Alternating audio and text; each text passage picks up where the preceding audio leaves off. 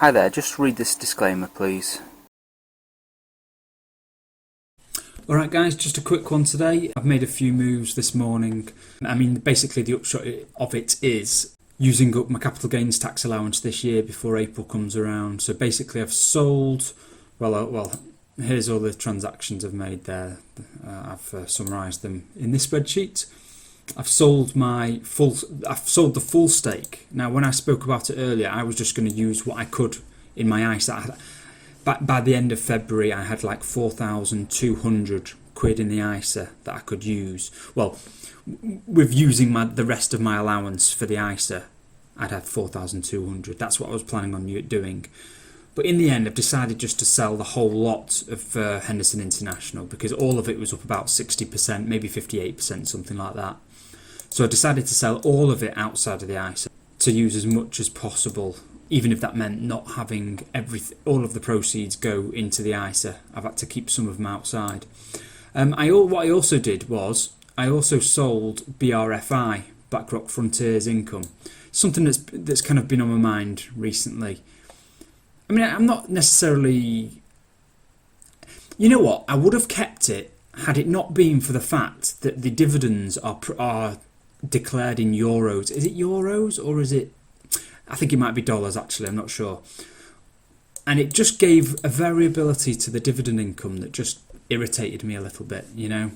So a bit of a silly reason to sell the investment really. I mean, it was kind of on my list to sell anyway. It was in this blue area here that was kind of earmarked for maybe one day selling. But as you can see, I've kind of replaced it with the Schroeder Oriental Income. So kind of not really similar. Way more developed countries than Frontiers. But as you can see here, this is my situation now with the tax allowance. That's gone down by about £4,000 or so. Well, I can show you here. Here's me tracking my capital gains. I've made £3,500 on the Henderson International I just sold. So obviously, earlier on this morning, that number was double what it is there.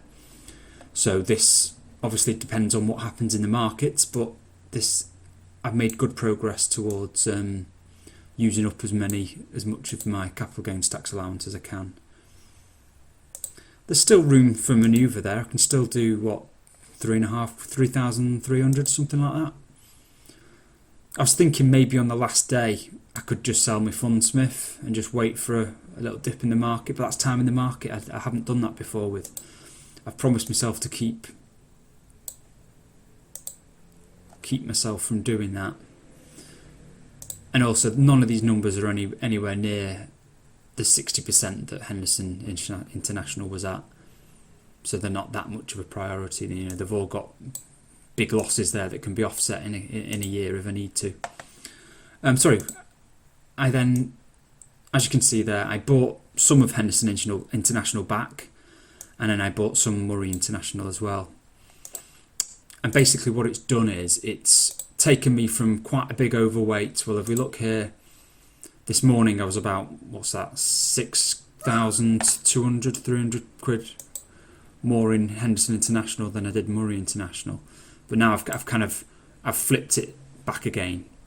My aim was to get about £2,000 more in Murray International, because as you can see here, Murray International has a profit outside of the ISAs. So it would be nice if Murray International did well now, so that I could flip some money back into Henderson International.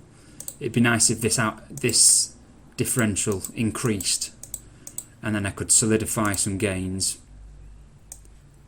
While next year's 6,000 capital gains tax allowance is there, and then the year after that is 3,000, and who knows, it might go to zero after that. So that's why I kind of overweighted myself on Murray International, so that it gave it a kind of a push towards having an opportunity to rebalance next year. Plus, Murray International is the one that earned its place as the top holding.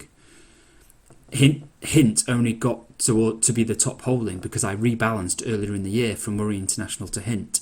So I don't know, it kind of deserves its top place. Which it's now got again at 9.59% of the portfolio. Yeah, anyway, and also it was a nice little bonus that soy I guess that's kind of an appropriate name, isn't it? Soy sauce, soy. Is like a 4.35% yield, and BlackRock Frontiers was about a 3.8, I think, percent yield. So with all of these changes, I've gone from 11,358 to 11,383. So and a nice little bump in the dividend income whilst I'm sheltering more from tax as well. And I guess my taxed dividend income has gone down as well. 4,982 from 5,144. Not that it matters anyway, because I'm miles away from even the personal allowance for income tax there. But who knows? One day they might decide dividends don't count towards your personal allowance for income tax, mightn't they? So it's good to get as much as you can in there, regardless of what the current rules are. Anyway, that's it. Anything else to say? Nope. Alright, thanks guys. See you next time. Bye-bye.